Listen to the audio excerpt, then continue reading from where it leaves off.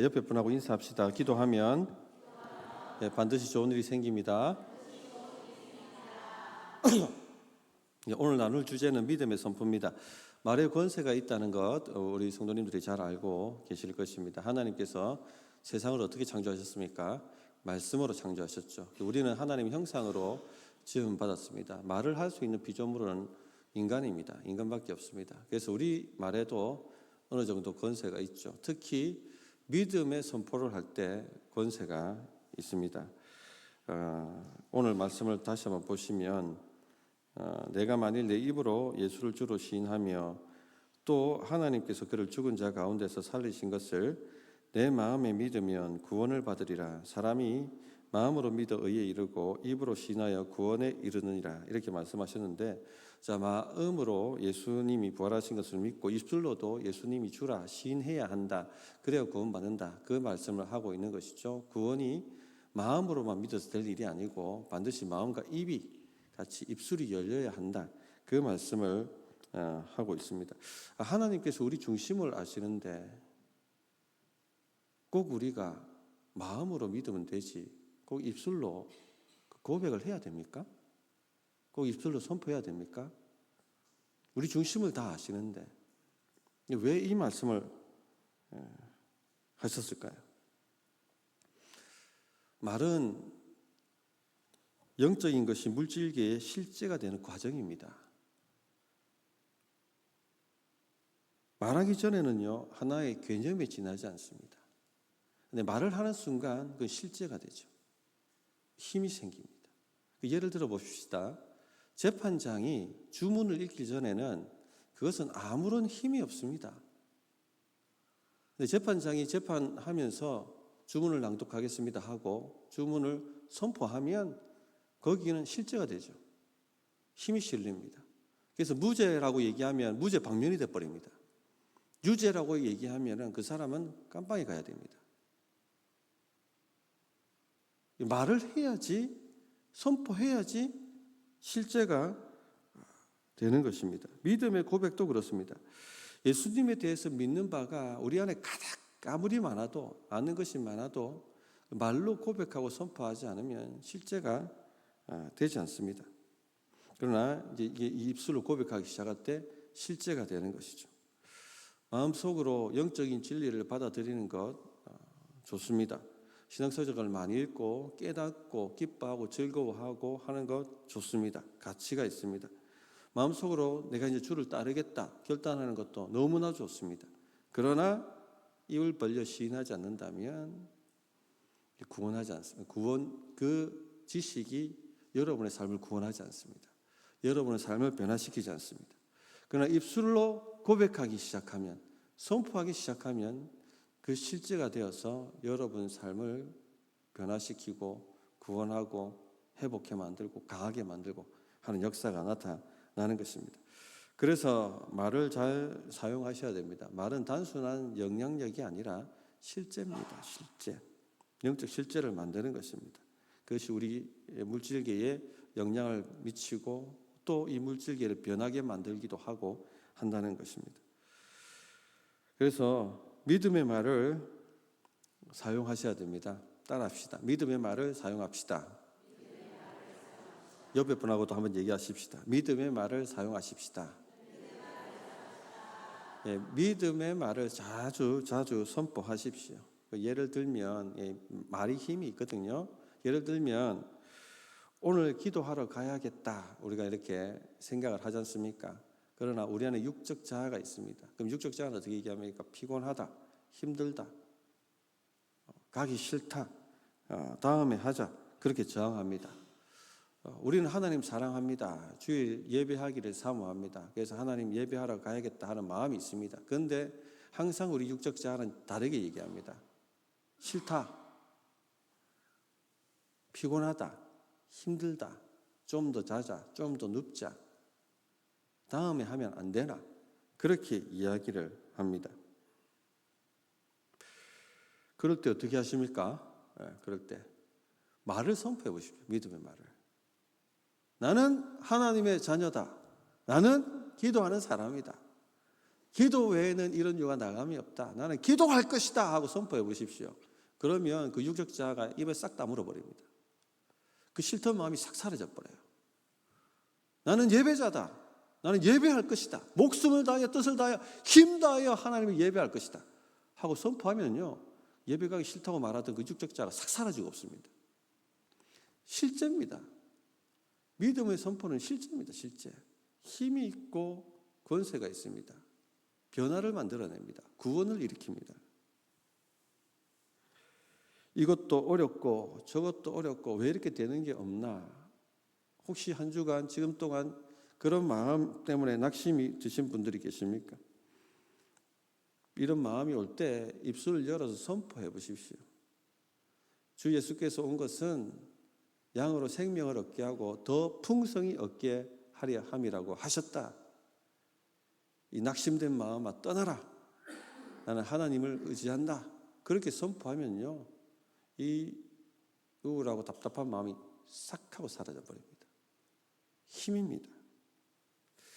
그래서 우리가 기도하다가 믿음으로 선포하라는 말씀들을 배우신 적 있습니까?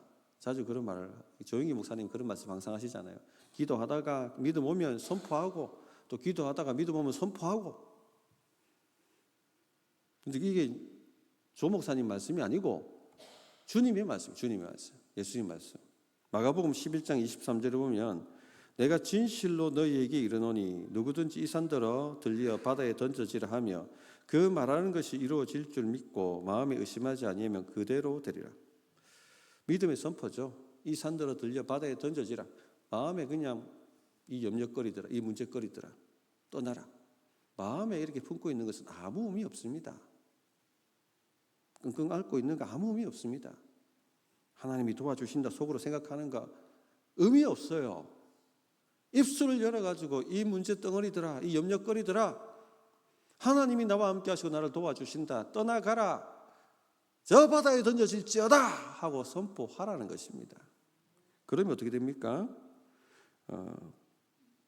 기도하고 의심하지 아니하면 믿고 마음에 의심하지 아니하면 그대로 되리라. 된다니까요. 실제가 됩니다. 근데 이 선포의 맥락을 보면 기도에서 나옵니다. 기도의 맥락에서 나옵니다. 그래서 마가복음 11장 23절이 그 말이고 24절이 그러므로 내가 너희에게 말하노니 무엇이든지 기도하고 구하는 것은 받은 줄로 믿으라. 그리하면 너희 그대로 되리라.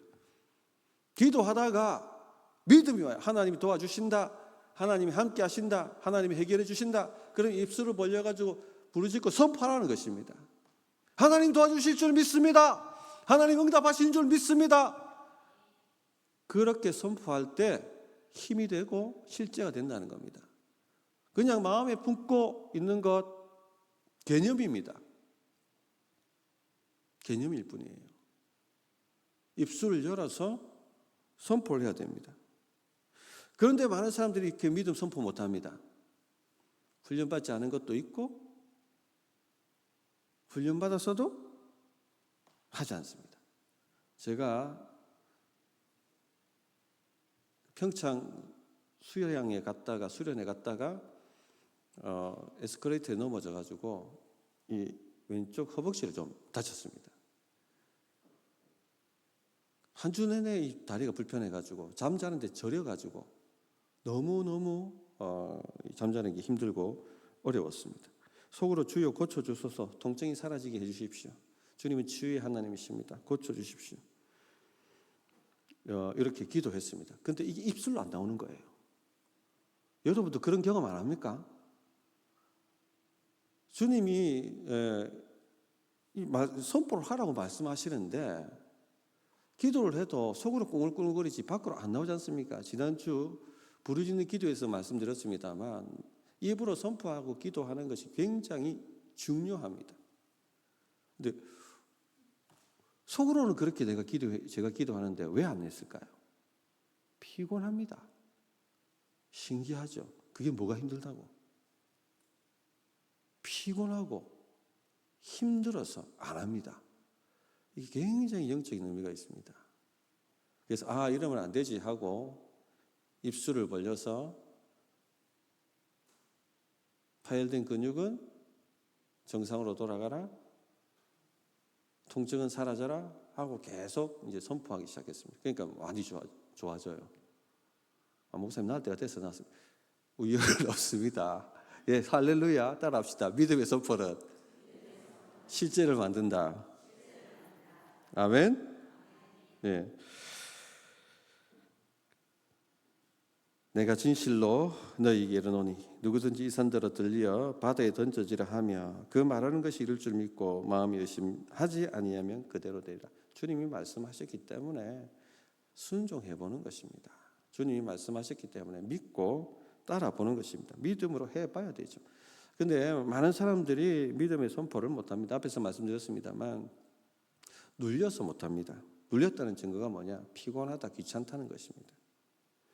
어떤 사람은 부끄러워서, 어떤 사람은 아무 일도 일어나지 않으면 어떨까 하는 의심 때문에 이게 다 눌린 증상입니다.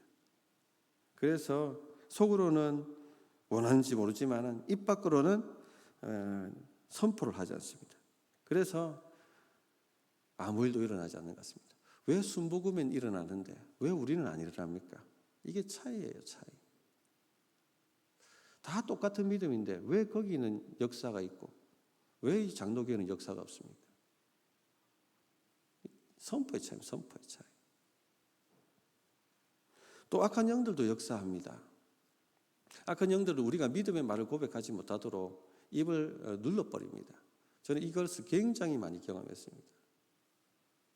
전에도 말씀드렸습니다만 뜨겁게 찬양하고 싶은 내 마음은 찬양 예배하고 하는데 막 뛰쳐나가고 싶은 충동 때문에 힘들어하는 자매 얘기를 제가 한번 한 적이 있었습니다. 그런 아이가 그 한 아이만 있었던 게 아니고 제가 사역 가면서 여러 명의 아이들을 만나봤습니다.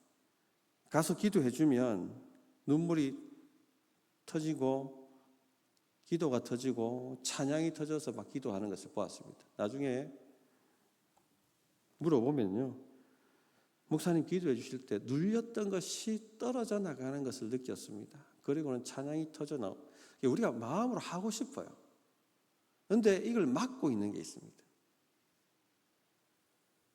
그렇게 터져서 기도하고 찬양하는데 얼마나 영이 상쾌하고 염려 걱정이 떨어져 나가고 우울한 마음이 사라지고 충만해지고 더욱 주님을 갈망하게 되고 확신이 들고 그렇게 되는지 간증을 합니다. 그래서 오늘 염려하고 걱정하신 분들은요, 속으로 끙끙 앓다가 가시면 아무 의미 없습니다. 부르짖어서 토해내고 선포하고 믿음으로 그렇게 하십시오. 그러면 여러분 삶의 실제가 됩니다. 자, 마지막으로 말씀이 믿음의 선포가 이렇게 중요하기 때문에 우리가 불신, 믿음의 반대죠. 불신의 말은 절대 입 밖에도 내지 말아야 됩니다. 우린 자주 분별 없이 불평합니다. 출애굽 1세대가 늘 했던 게 무엇입니까? 불평이죠. 불신이죠. 하나님 믿지 않는 불신의 말을 늘 달고 살았습니다. 이 1세대의 특징이 불신의 말을 늘 달고 산다. 조금 삶에 힘든 일이 오면 늘 남 탓하고 환경 탓하고 사람 탓하고 그리고 하나님 탓하고 불평. 내가 여기 이런 데 살지 않았으면, 내가 이 사람만 만나지 않았으면, 내가 이렇지만 않았으면, 나를 왜 자꾸 이렇게 여기 태어나게 하셔가지고, 왜 나를 이것밖에 안 되게 만드셔가지고, 그런 식으로 계속 불평의 불신의 말을 쏟아냈던 것이 바로 출애굽 1세대입니다. 그들을 성경을 읽어보십시오. 그들이 믿음의 말을 한번 하는 거 본 적이 있습니까? 성경 읽어보시면 믿음의 말을 하지를 않아요, 이 사람들이. 그들이 결국 그 불신의 말이 실제가 되어버리죠. 그들에게는 하나님의 징계를 받고 약속의 땅에, 풍성한 땅에, 젖과 꿀이 흐르는 땅에 들어가지 못합니다. 그래서 말에 권세가 있기 때문에 우리가 불신과 불평의 말을 하면 할수록 그게 나를 사로잡아 버립니다.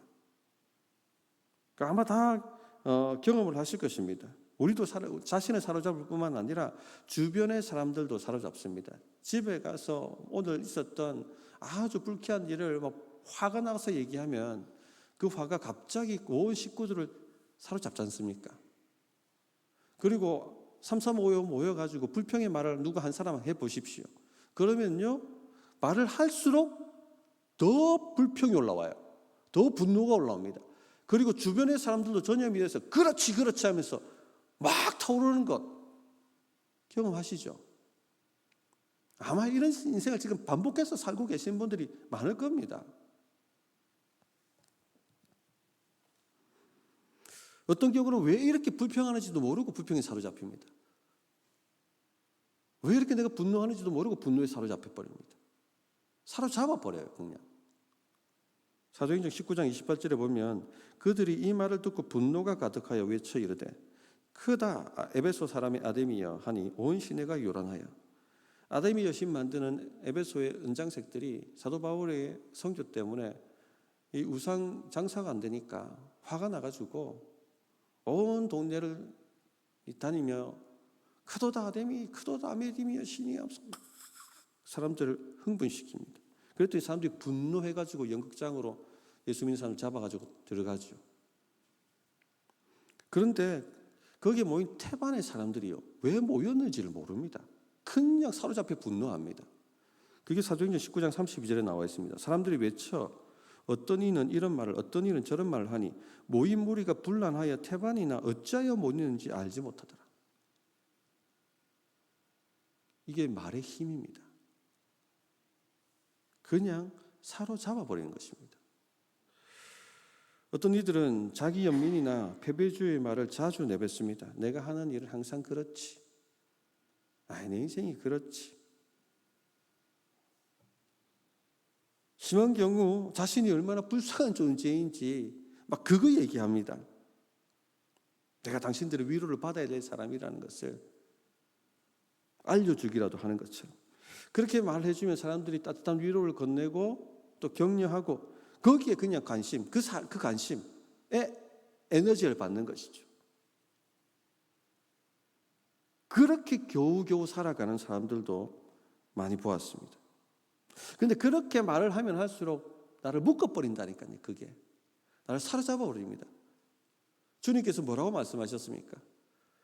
우리 몸에서 밖으로 나오는 그 말이 우리를 더럽힌다 했지 않습니까? 그러니까 계속 그 더러운 말, 불신의 말, 패배주의 말이 들어오니까 뭐가 나에게 달라붙겠습니까? 악한 영들이 달라붙는 것입니다.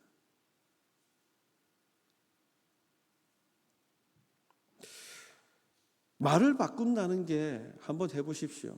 쉽지가 않습니다. 한번 여러분, 제가 과제를 내주겠는데 이번 한 주간 말을 한번 바꿔보십시오. 이거는 이제 진짜 싸움이에요. 내 자신과의 싸움이고 악한 영들과 싸움이라는 것을 깨닫게 될 것입니다. 얼마나 치열한지 모릅니다. 왜냐? 말이 바뀌면 인생이 바뀌어버리거든요. 시인함으로 구원함이 이를 것이다. 주님 뭐라고 말씀하셨습니까? 마음에 가득한 것을 입 밖에 낸다. 말과 존재 자체는 똑같습니다. 말이 바뀐다는 건 인생이 바뀌는 거예요. 말이 바뀐다는 것은 운명이 바뀌는 것입니다. 말이 바뀐다는 것은 여러분 주변의 환경이 바뀌는 것입니다. 그러니까 이거를 바꾼다는 것은 엄청나게 힘든 일이에요. 이걸 한번 해보십시오. 도전을 해보십시오. 그런데 이렇게 해야지 여러분의 인생이 변합니다. 여러분의 가정이 바뀝니다. 여러분의 자녀가 바뀝니다. 말을 바꾸십시오. 믿음의 고백, 믿음의 선포로 여러분 자신과 싸우시고 여러분의 잘못된 감정과 싸우시고 여러분 안에 일어나는 시기와 질투와 싸우시고 여러분 안에 일어나는 분노와 상처와 그 모든 것과 싸우셔야 돼요. 얼마나 그것들 방치하셨습니까? 당연한 것처럼. 싸우지를 않았어요, 한 번도. 말로 싸워야 됩니다. 나는 시기하는 질투하는 인생이 아니다. 나는 그런 하찮은 인생이 아니다. 나는 하나님의 자녀다. 그런 마음이 올 때마다 상처 때문에 늘 트라우마로 고통한다면 나는 이 상처에 묶여서 여기에 머물 사람이 아니다. 나는 이것을 극복하고 넘어가는 사람이다. 나는 품는 사람이다. 이렇게 말할 수 있어야 되는 것입니다. 그렇게 싸워가야 하는 것입니다. 말씀을 정리하겠습니다. 많은 성경적 지식을 가지고 있지만 변화가 없는 그리스도인들이 너무나도 많이 있습니다. 영적 돌파가 없는 것이죠. 하나님 말씀의 실제가 되지 않기 때문에 그렇죠. 많은 것도 알고 많은 봉사도 하고 많은 헌신도 하지만 열심히 살기도 하지만 영적 선의감 삶도 많습니다. 눌리고 피곤한 삶. 믿음의 선포로 자신의 삶을 다룰 줄을 모르는 것입니다. 자신의 환경을요, 주님이 주신 믿음의 선포로 축복하시고 자신의 일터를 믿음의 선포로 축복하시고 자녀를 믿음의 선포로 축복해 보십시오. 또 질병이 있으신 분들이 있다면 영적으로 눌리거든요. 또 육이 영과 연결되어 있기 때문에 부르짖고 기도하며 믿음의 선포를 해야 합니다. 또 경제적으로 눌리시는 분들도 늘 마음이 우울하고 염려와 걱정에 휩싸이지 않습니까? 그러므로 부르짖고 믿음의 선포를 해야지 이겨낼 수가 있습니다. 그런 은혜가 우리 성도님들 있기를 바랍니다. 아멘. 자, 그러면 네.